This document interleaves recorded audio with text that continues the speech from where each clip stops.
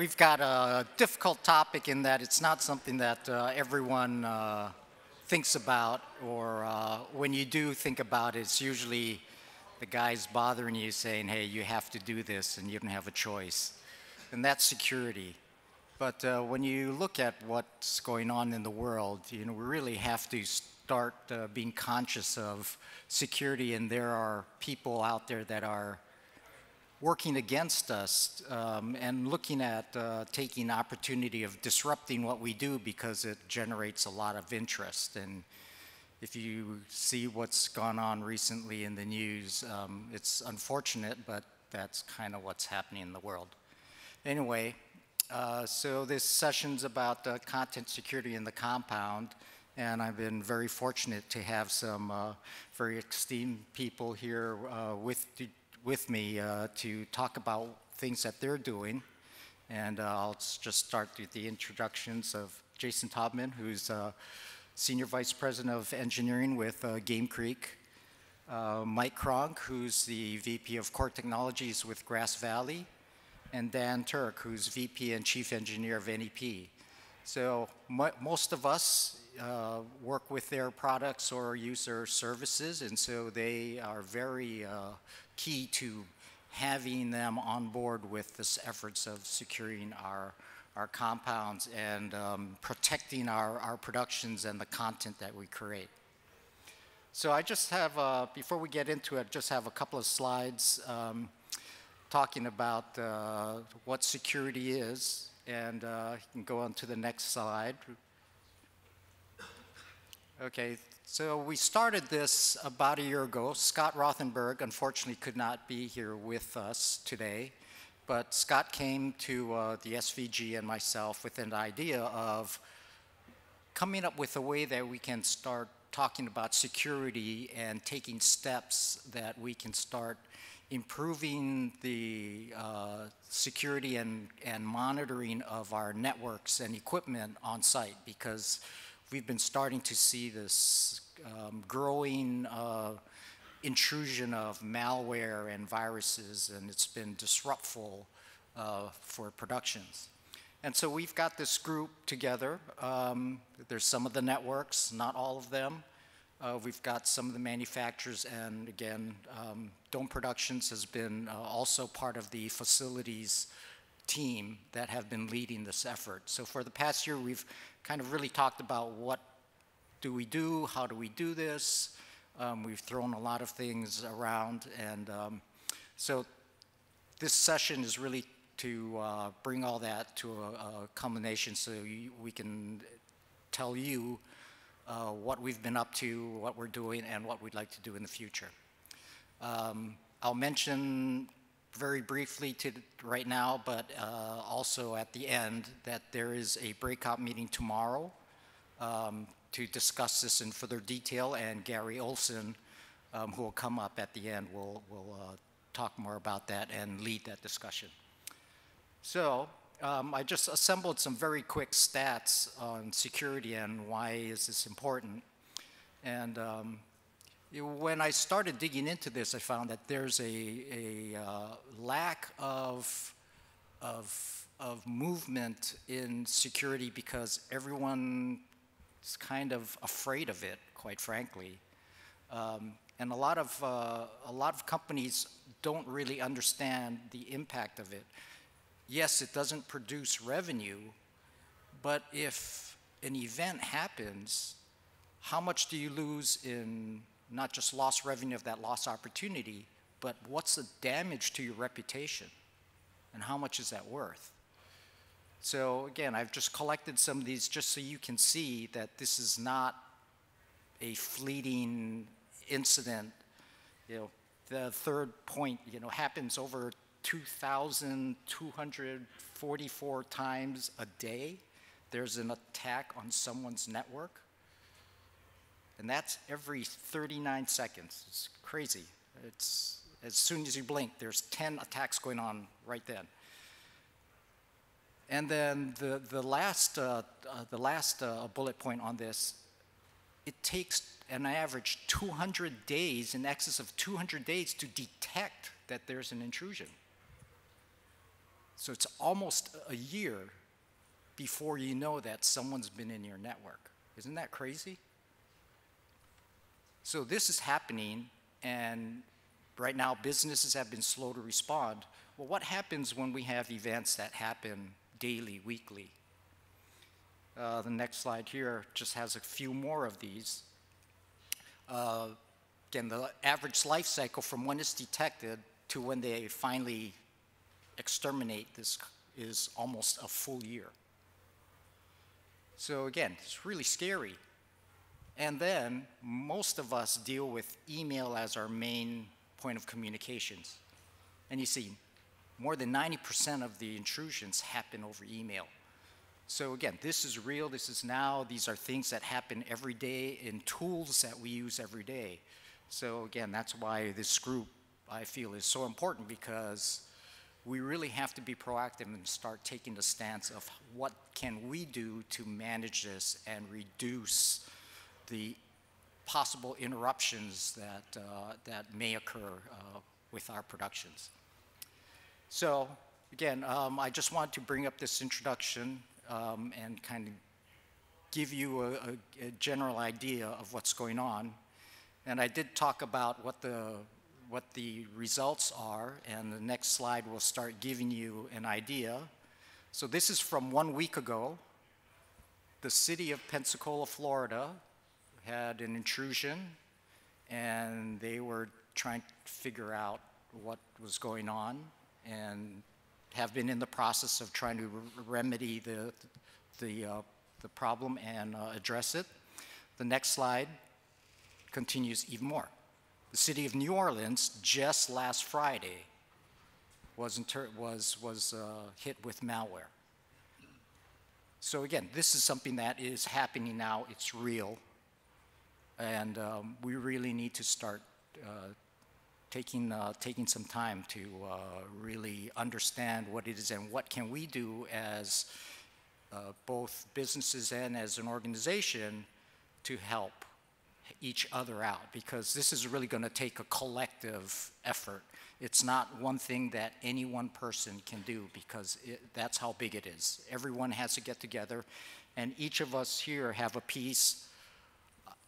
I used to be with a production group, and so I understand the production side of it, and I understand that whatever we're doing cannot affect workflows, because that's the lifeblood of our production, is taking this content, digesting it into a deliverable that we can send to a consumer.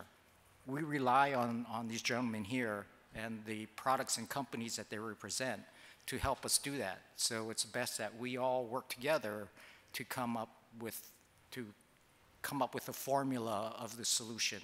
So that's really what the content security work group was, is really a collection of people trying to get together, comparing notes, sharing the ideas and experience that we have, and trying to come up with a set of best practices. So again, tomorrow in the breakout session, Gary will help guide the group through more of that. And hopefully at the end of that, we'll have a list of some of the ideas that have come out through the meeting. So without further ado, I'd like to just let some of these gentlemen come up now and just talk about some things that they're doing and their perspective on this problem and things that they're doing with their companies. So first off, I'll start off with Mike Cronk from Grass Valley. Okay, thanks, Tom. And just do it from here. Yeah, so I want to share two perspectives. One is from my role at Grass Valley. I'm also the chairman of AIMS, which is a trade alliance for IP media solutions. And so I'm getting to see really kind of the cross-vendor nature of this and what other companies are doing. First, from a Grass Valley perspective, I think before, security was something that, yeah, okay, we know it's important, but wasn't doing anything systematic about it. And that really changed beginning in 2019. It was a very systematic initiative with KPIs that the president of the company is reviewing every month as to how we're doing on security. And there's really three aspects to this. One is kind of really assess, another is train, and then it's kind of set a go-forward policy. And on the assessment side, two things I would bring up is one thing that we've identified about 8 products that are some of our key running products from the company to do pen testing or penetration testing, where you essentially hire a third-party firm that's benevolent hackers, if you will, that go and try and break into your system. And it's really kind of the best way to understand where the holes in your system is. And that's part of assessing where we are. Depending on the product and how old it is, we expect kind of different levels of results, but we're doing that. Another example is really partnering with the content security group here at SVG. So they called Grass Valley and approached us and said, hey, especially with the K-frame that's in trucks all over the country and Canada, how do we assess where we are? There's USB sticks, CDs put in the show files and whatnot. Viruses can be in there. How do we scan that? Can we kick off a scan in the middle of a production? What's going to happen to the switcher? And so we're working with them to assess and say, you don't want to be doing the scan right in the middle of the production. Let's do that on a different computer off to the side, and then put it in, and we design a policy together to work on that, and we kind of up the bar as we go. The second pillar is really train. So we've got about 400 software engineers that we're rolling out a training program in cybersecurity. How do I program to do this? What are the things that I need to know? So that that becomes a general body of knowledge where people are in tune to those types of things. And we're also in the process of setting up a policy that says for existing products, this is what we do. For go-forward products, this is the bar, and the bar is higher for go-forward products. One of the things about security is that you need to build really good authentication and logins and lock down your APIs really from the ground up in a product. And so I think you can expect to see from really all vendors going forward, better security policies and better design as we go, because I think the industry is starting to recognize this. And to that point, from my AIMS perspective, the last few IBCs and NABs, if you've come to the IP showcase, you've seen this thing called JT&M Tested. So JT&M is Joint Task Force for Network Media. It's an ad hoc organization comprised of SMPTE, AMWA, VSF, and the EBU. And they get together, and security is something that's important. So as vendors bring their units to test their 2110 implementations, in the background, we've been doing vulnerability scanning, which isn't necessarily like pen testing where you have humans trying to hack, but it's a scan that automates, are these ports open, and gives you a kind of an automated report. And it's something that people can introduce into their test plans for their products. So they've been running that vulnerability scan, but it's just been notifying the vendors privately, hey, by the way, here's your results. Well, this year there's going to be next year, 2020, in March, there'll be another JT&M tested event. We're still getting, we don't know how many vendors will be there, but typically it's 100, 200 products that get tested here. And those security results at some level, I'm not sure which will actually be published. So we're starting to collectively as an industry make it more awareness and do that vulnerability scanning. So I think that we're still in the early stages, but there's some really positive things going on.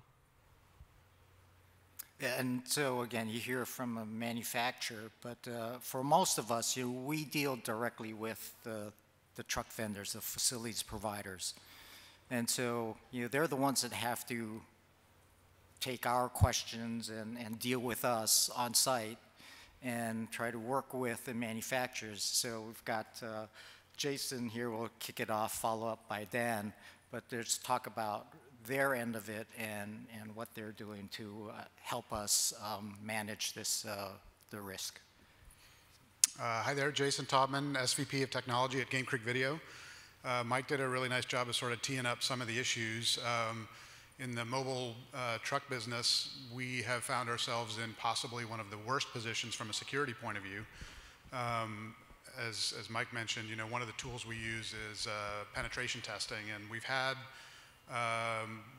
we've done some of our own penetration testing. We've had some of our clients do penetration testing around events that we've been involved in. And we've exposed some sort of frightening things, both from a vendor point of view, from literally just a compound security point of view. It turns out people can just kind of walk in and plug into things if they feel like it, and they're not routinely challenged. So things like that are starting to become top of mind for us. We need to, really pay really close attention to, how we're exposing our networks and who has access to them. So in general, the formation of this group really initially started with questions like, how can we prevent things like a USB stick from crashing our EVS network and blowing up our switcher? And we identified some best practices to get into on some of those issues. And really what that's led us to is, how can we secure our command and control network?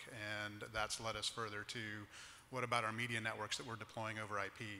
As it sits right now, our command and control networks are pretty well understood, I think, and they're very traditional layer 3 type networks. The media streaming networks that we're deploying with IP are less well understood, and they're not as well. We're still learning how to deploy them, so we don't really understand how to secure them very well. As it sits, at least in our infrastructures, most of that stuff is air gapped, so it's hard to get at them. But as we start to bring those systems together and converge it, we're going to find ourselves with the challenges of how to really prevent bad actors from giving us a bad day. So these are things we're all focused on, and I'm sure that Dan is facing some of the same sorts of challenges. Yeah, a lot of this came up from, as networks are growing, we're streaming video directly back. We're not carrying tapes anymore back to the data network from our end client has been extended to the truck. So now the media network on the truck really is part of the Turner, CBS, NBC, ESPN network. So that brings up a lot of questions from their internal security guys. So kind of our thought was, hey, let's get ahead of this before something does happen, God forbid.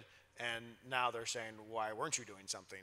So a lot of this is somewhat common sense, somewhat, we do air gap the media network because it is part of theirs. A lot of, we find viruses come from USB sticks. It's from operators, whether it's an audio console or a switcher or an X file or something something's brought in on a USB stick, not as much through email in our world. But that's because of connectivity and also just when you would walk around the compound 5 years ago, pick up your iPhone and look at how many networks were not secure wirelessly. There were a lot of just open networks because we all struggle with, there could be 200 freelancers there. It's not all employees. It's not all people that can be on your domain and you can have usernames because they're all freelancers. So how do you secure that? How do you do the best you can with the circumstances we have? And really kind of with the group came up with a lot of, okay, let's all make sure we're at least doing this. There is a separate public Wi-Fi that's not on engineering, that's not on media, that is for checking email for, our clients and all the operators. And, really it's just kind of looking at things and making sure that we're all being smart, have the securities that are available there. And also in many of the trucks, the public internet for us is actually provided by our client. So it is behind the CBS firewall or the NBC firewall. So that is a good thing because it's protected, but it's also makes it a little harder when you want to do some things also.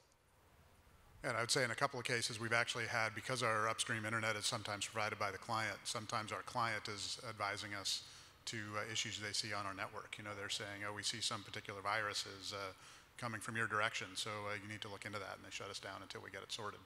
So there are, people have eyes on this stuff, and it's not completely unmonitored, but it's not very well locked down just yet, at least in the mobile TV world.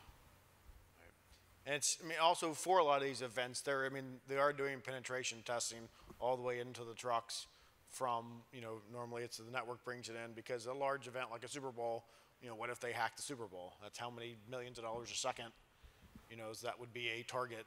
So there's a lot of focus on the big events, but we try to extend what we learn there to every event, whether it's a college football game or the Super Bowl.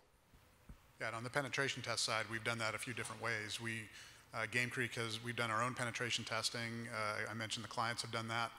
You sort of take different approaches to it. The first approach is tell your white hat nothing. Walk by the truck and tell me what you can see for yourself, and then you give them various levels of hints. Okay, so if you plug in here, see what you get. Here's some information about the network that maybe would be useful to you, and see how they do, how far they can get and what they find. With the appropriate hint, they can find an awful lot. Yeah, and it's also interesting how so right now we're kind of talking about the command and control and internet network, but you also get 2110 in there, which is also a network.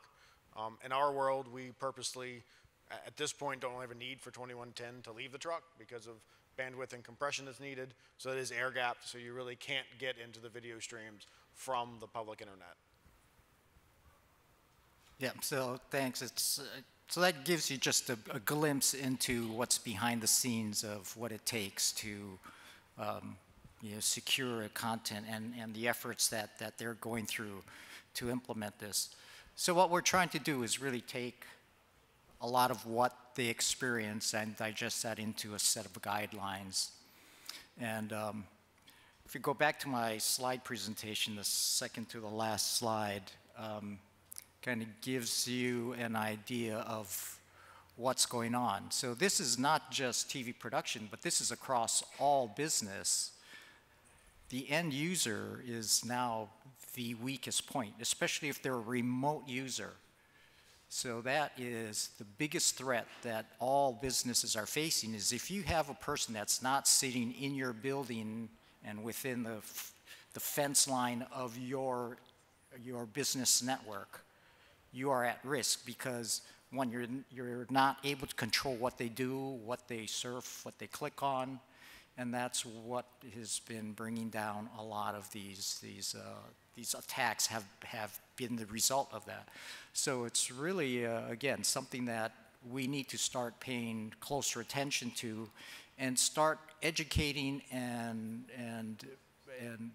requiring people that work with us. And you just said most of our crews are freelance, and so they're not going to have their own network credentials. They're not going to have a lot of things that a full-time employee would have. So how do you allow them to continue to do their work and give them the freedom to do what they need to do, yet not burden your security team with this endless list of changing freelancers that need network access? Oh, and by the way, this crew member was just replaced today, and I have to go put a ticket in with security, who normally says they have a 48-hour turnaround, right? So again, all of these competing requirements would just bring productions down, crashing down, if we were to try to implement this following the rules. So we know we have to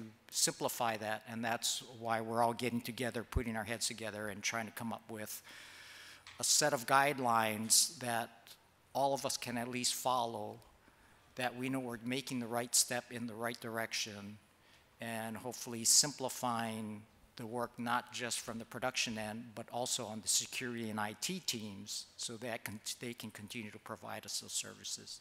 And that's why it's important for that. I mean, the earlier slide that shows it's not just the vendor. I mean, it's the whole. It takes the group. It starts from the switcher and the hardware to the vendors to the. If you don't have support of the tech managers and the networks, it's not going to matter, because they're the ones who everyone reports to. So it truly was a great kind of idea to come to the SVG and do as a panel, because it does take the whole industry to do this correctly. So again, I'd like to bring up Gary Olson to kind of talk about the breakout session tomorrow. Again, this is what we want to do. Hopefully you got an idea of who we are, what we're about, what we're trying to do.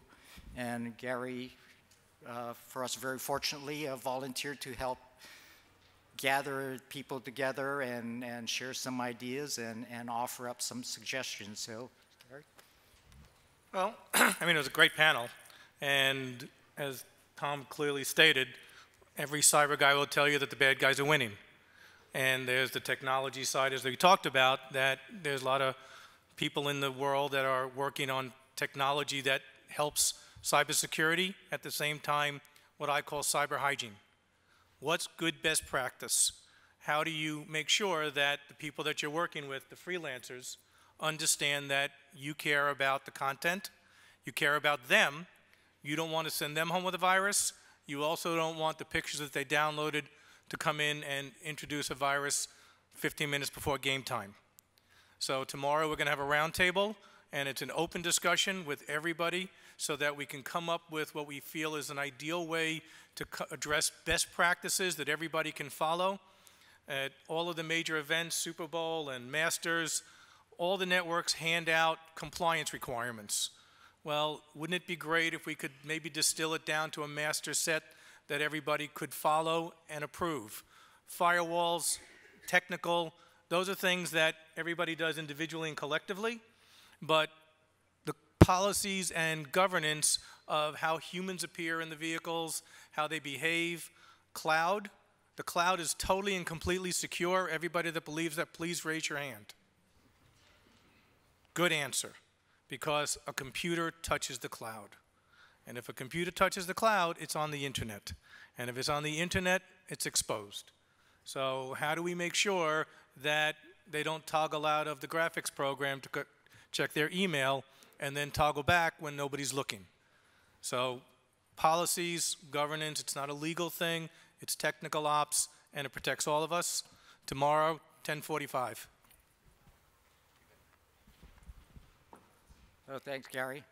Again, like to thank my panelists for their participation, and I hope to see you at tomorrow's breakout.